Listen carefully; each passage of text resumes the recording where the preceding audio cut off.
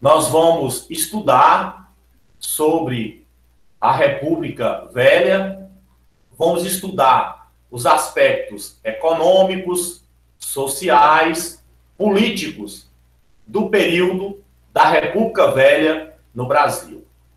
Então, eu vou compartilhar com vocês aqui um slide e, a partir desse slide, nós vamos conhecer as questões mais importantes do período da República Velha no Brasil. Então, nós temos aí, República Velha, aspectos políticos, sociais e econômicos. Então, vejamos. O primeiro período da República no Brasil é chamado de República da Espada. E por que tem esse nome? Porque os dois primeiros presidentes, eles eram militares. Eles pertenciam às Forças Armadas. Os governos dos dois primeiros presidentes, o Marechal Deodoro da Fonseca e o Marechal Floriano Peixoto. Então, eram dois militares. Então, por isso que esse primeiro período da República do Brasil é conhecido como República da Espada. Espada porque tem a ver com militar, né, tem a ver com Forças Armadas, e aí dá esse nome de República da Espada, que é o período de 1889, com o golpe da proclamação da República, até o ano de 1894. Os dois primeiros presidentes que o Brasil teve eram dois militares, eram marechais do Exército Brasileiro. O Marechal Deodoro da Fonseca, que foi o primeiro presidente, ele chefiou o governo provisório, assim que foi dado o golpe da proclamação da República, e depois foi eleito de forma indireta, e como ele renunciou, devido a crises políticas, o seu sucessor foi o vice-presidente, o Marechal Floriano Peixoto. A proclamação da República foi um movimento liderado pelos militares e também pela oligarquia latifundiária. Então, veja bem, o Brasil no século XIX era uma monarquia. Então, você tinha um imperador, o D. Pedro II. Inclusive, essa novela que está passando aí na Rede Globo, às 6 horas da tarde, Nos Tempos do Imperador. Essa novela, ela retrata o período histórico do Segundo Império no Brasil. Então, o exército brasileiro, né, os militares, eles lideraram o golpe que tirou o D. Pedro II do trono, acabou com a monarquia no Brasil e instituiu a República. Então, os militares, eles foram os líderes desse movimento.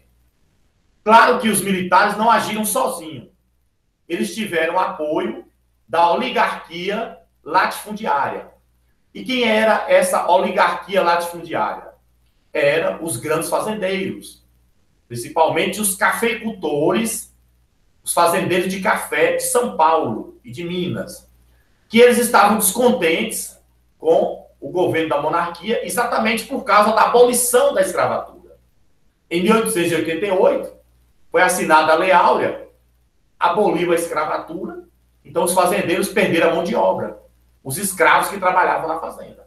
E aí eles passaram a criticar a monarquia, porque perderam, né, a mão de obra que tinha. Então a monarquia vai perder apoio a partir da proclamação da Lei Áurea, a partir da abolição da escravatura no Brasil. Coube aos militares consolidar o novo regime e abafar possíveis movimentos que fossem favoráveis à monarquia. Então, os militares deram um golpe que instituiu a República do Brasil. A República vai ser um novo regime de governo, bem diferente da monarquia, né? Na monarquia, quem governava era o rei, era o imperador. Agora, na República, quem governa é um presidente. O presidente vai ser eleito pelo povo. Então, Você tem uma democracia na República, enquanto que na monarquia você não tinha essa democracia. Então, os militares organizaram um novo regime, né, o regime republicano, o novo governo da República, e trataram de abafar qualquer movimento que defendesse a volta da monarquia no Brasil. Isso explica por que Canudos foi tão reprimido. Por que o conflito de Canudos foi tão cruel para os sertanejos? Por que o governo da República mandou o exército e destruiu Canudos? Exatamente porque Canudos era um foco monarquista. Porque Antônio Conselheiro, ele defendia a volta da monarquia. E ele criticava o governo republicano. Então, os militares que estavam agora no poder não queriam que voltasse a monarquia. Vocês estão vendo aí, nessas duas imagens, os dois primeiros presidentes que o Brasil teve, na chamada República da Espada, nesse período que vai de 1889 a 1894. Então, do nosso lado esquerdo da tela, esse senhor de barba branca, o Marechal Deodoro da Fonseca. E do nosso lado direito, esse do bigodão aí, mais jovem, o Marechal Floriano Peixoto. Então, esses foram os dois primeiros presidentes da República do Brasil. Ambos militares, ambos membros das Forças Armadas do Brasil. Dando continuidade, em 1891, foi proclamada a primeira Constituição republicana no Brasil, que foi a segunda Constituição do nosso país. Lembrando que a primeira Constituição, ela foi promulgada em 1824, lá por Dom Pedro I, na época do Primeiro Império. Quando proclamou a República, então, teve a necessidade de criar uma nova Constituição. E em 1891, convocou-se a Assembleia Nacional para elaborar uma nova Constituição. E assim foi feito. E aí surgiu a primeira Constituição da República, a Constituição de 1891. Vocês estão vendo aí a capa dessa primeira Constituição. Então, dizia: nós, os representantes do povo brasileiro, reunidos em Congresso Constituinte, para organizar um regimento ou um regime livre e democrático, estabelecemos, decretamos e promulgamos a seguinte Constituição da República dos Estados Unidos do Brasil. Olha aí uma curiosidade. O nome oficial do Brasil naquela época era República dos Estados Unidos do Brasil. Porque essa primeira Constituição ela foi copiada da Constituição norte-americana. Então, o modelo de república que se implantou no Brasil foi inspirado, foi copiado do regime republicano que já existia lá nos Estados Unidos. Então, até no nome, nós usamos aí a influência dos Estados Unidos. E o Brasil teve esse nome durante muito tempo. Tá vendo que Brasil, na época, era escrito com Z? Diferente de hoje. Escreve Brasil com S. Mas essa primeira Constituição da República, ela vai trazer uma série de mudanças para o nosso país. E nós vamos ver adiante quais foram essas mudanças. Você está vendo aí a capa do livro dessa primeira Constituição republicana, a Constituição da República dos Estados Unidos do Brasil. Aqui, o que dizia essa Constituição? A confirmação das medidas provisórias do Marechal Deodoro da Fonseca, primeiro presidente, governou primeiramente como governo provisório, como presidente provisório, depois eleito indiretamente pelo Congresso Nacional. E essa Constituição de 1891, ela confirmou todas as medidas provisórias tomadas pelo Deodoro da Fonseca. Também essa Constituição permitiu a naturalização dos estrangeiros que viviam no Brasil. Então, todos os estrangeiros que viviam no Brasil foram nacionalizados, ganharam a nacionalidade brasileira, né? Foram considerados também brasileiros. Essa primeira Constituição da República, ela criou o casamento civil, criou também a certidão de nascimento e a certidão de óbito, e as províncias se tornaram estados. Vamos explicar cada uma dessas mudanças. Primeiro, instituiu o casamento civil. Não existia, na época da monarquia, na época do Império, não tinha casamento civil no Brasil. Só existia o casamento religioso. Por quê? A Igreja Católica e a monarquia eram aliadas. Então, a Igreja Católica era a religião oficial do Brasil. Então, existia o chamado regime do padroado. Então, o Estado reconhecia como verdadeiro, como válido, o casamento feito na igreja, chamado casamento religioso. A partir da proclamação da República, então, o casamento religioso passou a não ter mais validade perante a lei. E aí foi criado o casamento civil, como é hoje, né? Então, a justiça não reconhece, né, o casamento religioso. Reconhece como união estável, mas como casamento, não. Só são consideradas casadas hoje perante a lei as pessoas que casaram-se no civil. Também criou a certidão de nascimento, porque na época da monarquia não tinha. Tinha um documento chamado batistério, que era quando levava a criança para batizar. Aí fazia esse documento lá na igreja, né? E aí era o único documento que existia que comprovava o nascimento daquela criança. A partir da República, esse documento não era mais válido, e aí tiveram que criar a certidão de nascimento.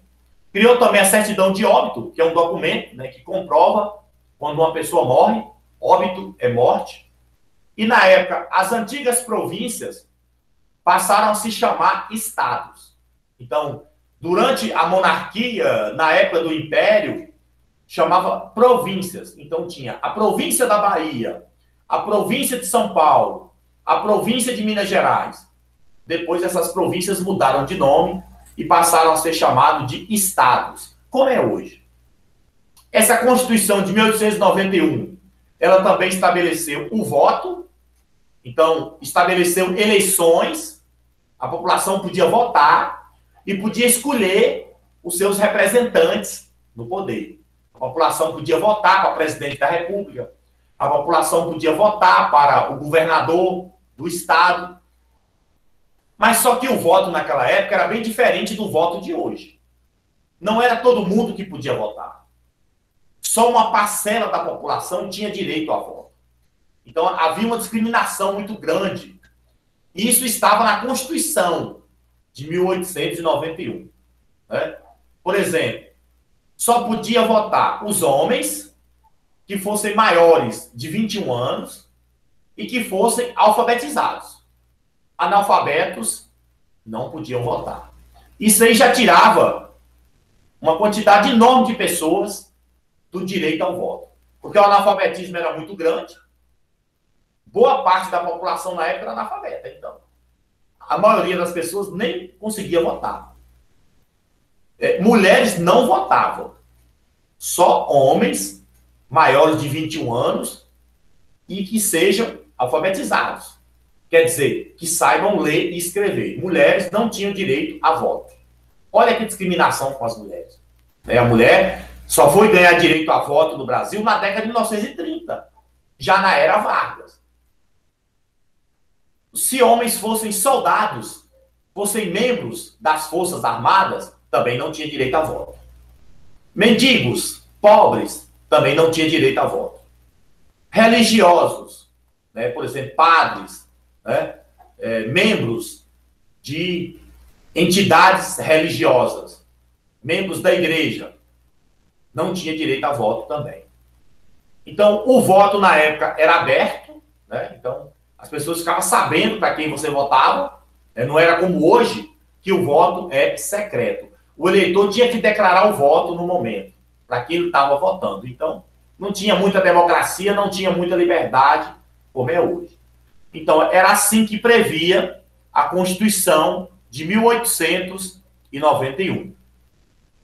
Essa Constituição também estabeleceu a separação entre o Estado e a Igreja, que foi o fim do regime do padroado. O que era o regime do padroado? O Estado era ligado à Igreja. Com a proclamação da República, houve essa separação do Estado e da Igreja. Então, fim do regime do padroado. Os senadores deixaram de ter cargos vitalícios. Cargo vitalício quer dizer pela vida toda, até morrer. Não. Os senadores passaram a ter agora mandatos. Né? Então, hoje, por exemplo, o mandato de um senador é de 8 anos. Né? Então, desde aquela época que os senadores já tinham mandato. As eleições eram diretas para presidente, com exceção da primeira eleição, que foi indireta. A que elegeu o Marechal Deodoro da Fonseca como primeiro presidente. Mas as demais eleições, segundo a Constituição de 1891, seriam eleições diretas, onde o presidente da República seria eleito por voto direto. Essa Constituição de 1891 também estabeleceu os 3 poderes, que são chamados 3 poderes da República. O poder legislativo, o poder judiciário e o poder executivo. O poder moderador deixava de existir. Nossa, mas tinha poder moderador? Tinha. Na época da monarquia, na época do imperador, nos tempos do imperador, como diz a novela da Globo, existia o chamado poder moderador, que era exatamente o poder que o imperador tinha de interferir nos outros poderes. Era o poder supremo, que o imperador poderia tomar qualquer decisão, chamado poder moderador. A República acabou com esse poder moderador. Agora passou a ter o poder executivo, o poder legislativo e o poder judiciário. Como é até hoje. Né? O nosso país é uma república e nós temos os 3 poderes da República. A República passou a ser presidencialista, o regime de governo do nosso país, e federativa. Ou seja, os estados passaram a ter autonomia, os estados passaram a ter suas próprias leis, suas próprias constituições. Então, era isso que estabelecia a Constituição de 1891. Nós vamos explicar agora sobre o governo de Deodoro, que foi o primeiro presidente da República no Brasil. Então, o que teve de importante? O que a gente pode destacar, de fato, mais importante, nesse governo do Deodoro da Fonseca? Teve uma crise econômica grande, uma política econômica que foi desastrosa, que foi implantada pelo seu ministro da Fazenda, o Rui Barbosa, que inclusive era um baiano. O que o Rui Barbosa fez? Para crescer a economia, ele mandou emitir grande quantidade de moeda. Então, a Casa da Moeda passou a produzir dinheiro, a fabricar dinheiro, né? E soltou muito dinheiro no comércio, nos bancos, aumentou a emissão de cédulas, né? Isso gerou uma inflação desenfreada e o aumento dos preços, e virou aquela confusão no país. Então, a crise econômica, ela recebeu um nome: encilhamento. Até curioso, por que esse nome, encilhamento? Essa palavra vem de encilhar. Encilhar era colocar os arreios no cavalo, colocar sela lá, colocar lá, preparar o cavalo para as corridas. Então, no Rio de Janeiro, tinha o Jockey Club, que era onde fazia as corridas de cavalo. Então, tinha uma movimentação muito grande dos jockeys, dos cavaleiros, ali preparando os cavalos, né? Colocando ali os arreios, a sela, né? O cabresto. E aí, isso chamava de encilhamento. E aí, na época, a imprensa apelidou, né, essa crise econômica que aconteceu durante o governo do Deodoro da Fonseca, de encilhamento. Exatamente pela comparação com a questão da agitação, do tumulto, né? E aí foi o que aconteceu. Então, o governo de Deodoro, ele passou por dificuldades políticas, né, devido a essa crise. Isso obrigou a fechar o Congresso Nacional. Então, ele agiu com autoritarismo, fechou o Congresso Nacional na época, o que gerou uma crise política no país. E ele enfrentou a primeira revolta do período da República, que foi a revolta da Armada.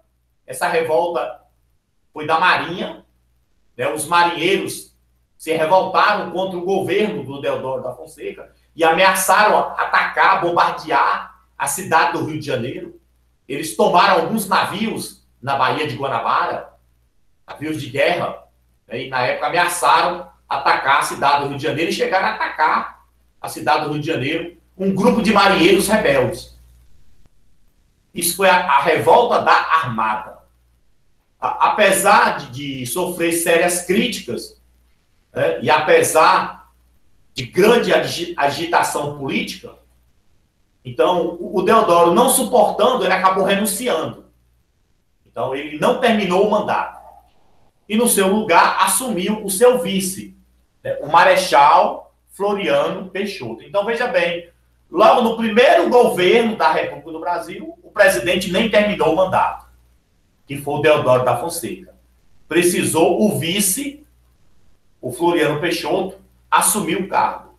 Em meio a uma agitação política muito grande, em meio a uma grave crise econômica no país, provocado pela política econômica desastrosa do Rui Barbosa, o chamado encilhamento. E aí acaba, então, o governo de Deodoro, e aí surge o governo do Floriano Peixoto. Aqui você está vendo uma charge que satiriza o encilhamento, que foi essa crise econômica que aconteceu durante o governo do Deodoro da Fonseca. Essa agitação toda. A inflação, o preço dos alimentos subiu muito. Isso provocou protesto do povo e tal. Olha aí.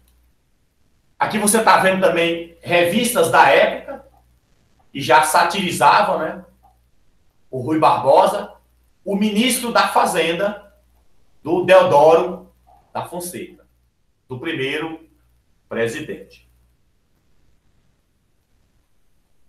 E vamos falar um pouco do governo do Floriano Peixoto, que foi o segundo presidente.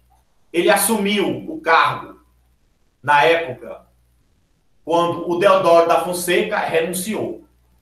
Então, durante o governo de Floriano Peixoto, ele enfrentou algumas revoltas, inclusive a segunda revolta da Armada, né? Os marinheiros voltaram a se rebelar contra o governo federal, né? A Marinha, no Rio de Janeiro, mas ele não renunciou. Ele governou com força, tanto que ele ficou conhecido como Marechal de Ferro, exatamente pelo rigor com que ele tomava as decisões. E ele consolidou a República do Brasil, ele realizou algumas medidas de caráter popular, ele conquistou o apoio da população do Rio de Janeiro na época. Ele garantiu a realização de eleições, através das quais foi eleito o primeiro presidente civil que o Brasil teve foi o Prudente de Moraes, iniciando o domínio oligárquico na política nacional. Então, o Floriano Peixoto ele foi importante porque ele garantiu a realização de eleições, das próximas eleições, né? E foi eleito, após o Floriano Peixoto, o primeiro civil. Civil quer dizer, não era militar. O Prudente de Moraes. Foi o primeiro presidente representante da oligarquia cafeeira de São Paulo. E aí vai começar a chamada República Oligárquica do Brasil. Aí vai chamar a chamada República dos Fazendeiros, né? Aí vai começar a famosa política do café com leite a partir do Prudente de Moraes.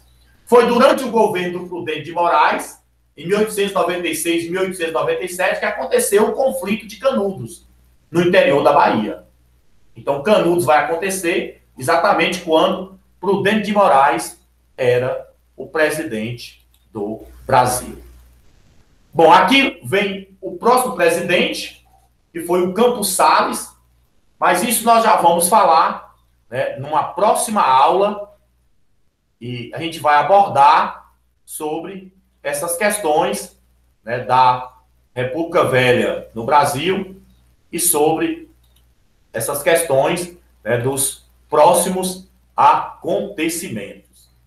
Então, vamos terminando a nossa aula por aqui, né, agradecendo a vocês que assistiram, né, agradecendo a vocês que prestaram atenção na nossa explicação.